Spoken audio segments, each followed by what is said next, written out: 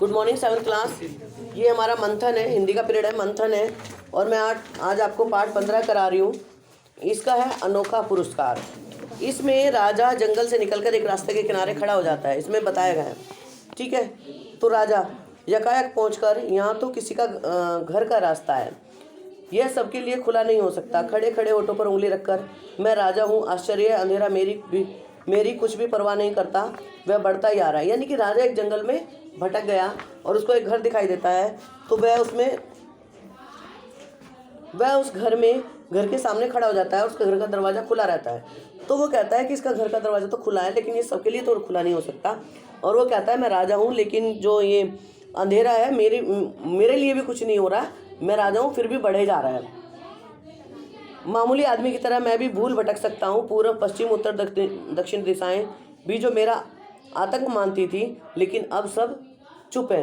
क्योंकि जब मैं राजशाही सवारी पर निकलता था, मेरे साथ मेरे सैनिक होते थे, तो सारी दिशाएं मेरे आने पर कांप जाती थी, मेरा आदर करती थी, लेकिन अब सब चुप है। दरबार में बढ़ चढ़कर बात करने वाले मेरी बुद्धि इस समय नहीं बता सकती कि मैं किधर जाऊँ। यानी कि दरबार में तो मेरी बुद्धि बहुत चलती है, लेकिन अब नहीं पता मुझे किधर जाना है। और ये बढ़िया बढ़िया चमकीले कपड़े, ओह मुझे बहुत भारी लग रहे हैं। आज मेरा सारा अभिमान मुझे झूठा जान पड़ रहा है। आप देखते हो जब आदमी मुसीबतों में पड़ जाता है, ठीक है, अब जब शान शौकत से चल रहा है तो ठीक है, उसको ये कपड़े, और कई बार फिर जब ऐसा अगर भटक जाए या वो फ्री रहना चाहे, तब उसको ये अपना भारीपन, ये सब, चाहे सिर का ताज हो चाहे भारी कपड़े हो, वो सब भारी लगने लगता है। तो ऐसे ही राजों का भारी लगता है। वो कहता है मुझे लगता है झूठा अभिमान है। अच्छा हुआ मुझे पता चल गया, मैं वास्तव में राजा ही नहीं मनुष्य भी हूँ। और वो किसी की हाथ सुनता है, तो वो कहता है कोई आ रहा है, मुझे क्या करना चाहिए? क्या कुछ रजापान दिखाऊं? नहीं, फेंको इस रजापान को, ढोंग को, मनुष्य होने का लाभ लो। रजापान होता है जब वो सोचता है कि कोई आ रहा है, तो वो कहता है कि क्या मैं किसी को ये दिखाऊं कि मैं राजा हूँ, मैं अपना कोई चिन्ह दिखाऊं? फिर वो कहता है नहीं छोड़ दो, आज मैं केवल आदमी बनता हूँ। तो वहाँ पर वन रक्षक, आज मैं बदमाशों को पकड़ पाया, तुम कौन हो? जो वन की रक्षा करते हैं उनको बोलते हैं वन रक्षक। वो आता है, वो कहता है आज मैं बदमाशों को मैंने पकड़ लिया, तुम कौन हो? राजा कहता है मैं बदमाश नहीं, तुमको विश्वास दिलाता हूँ। तो वन रक्षक कहता है अच्छी बात है, किसने बंदूक चलाई? राजा कहता है मैंने नहीं चलाई। वन रक्षक तिरस्कार, यानी कि मतलब ऐसे देखना, जैसे कहते हैं अच्छा चल रहा है, देख।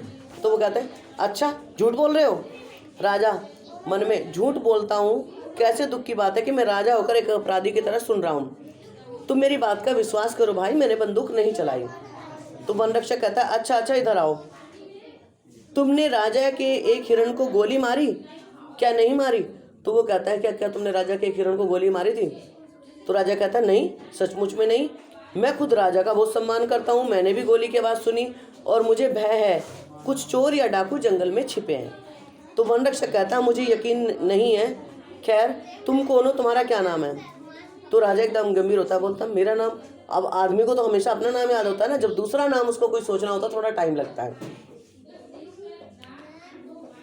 तो राजा बोलता है इन्हीं प्रश्नों के उत्तर देने का मुझे अभ्यास नहीं है। वन रक्षक, हो सकता है ये ही प्रश्न है जिनके उत्तर देने में सच्चे आदमी को डर लगता है। तो वो कहता है अगर तुम अपने बारे में कोई साफ उत्तर देना नहीं चाहते तो मत दो, मगर तुम जाना कहाँ चाहते हो? चलो मैं तुम्हें बाहर निकाल रहा हूँ। तो वो कहता है ठीक है, तुम अपना नाम नहीं बताना चाहते मत बताओ, लेकिन चलो मैं तुम्हें जंगल से बाहर निकाल देता हूँ। राजा शुभ होकर, तुम किस अधिकार से? वन रक्षक जोश के साथ, मैं राजा का वन रक्षक पुंडरीक हूँ, इस अधिकार से। वो कहता है मैं राजा का वन रक्षक, और उसका नाम होता है पुंडरीक। मैं राजा का वो वन रक्षक होते हैं जो वनों की रक्षा करते हैं, कि मैं राजा का नियुक्त वन रक्षक हूँ। राजा गौर से देखकर पुंडरीक, वन रक्षक अकड़ के साथ, जी हाँ पुंडरीक, किसी आदमी का जिस पर शक होता है और जब तक वह अपना परिचय जितना तुमने दिया है उससे अधिक नहीं देता, मैं इस राह से नहीं जाने देता। वो कहता है जो भी कोई आदमी मुझे ऐसा मिल जाता है जिस पर मुझे शक होता है और जब तक वो अपना पूरा परिचय नहीं देता तो मैं उसको जाने नहीं देता। मैं आज आपको यहीं तक पढ़ा रही हूँ, अगला मैं कल पढ़ाऊँगी। आप इसकी एक पिक्चर बनाइएगा और कठिन शब्द और शब्दार्थ ये करिएगा, और कल मुझे आपकी मंथन की कॉपी मिलनी चाहिए, ठीक है?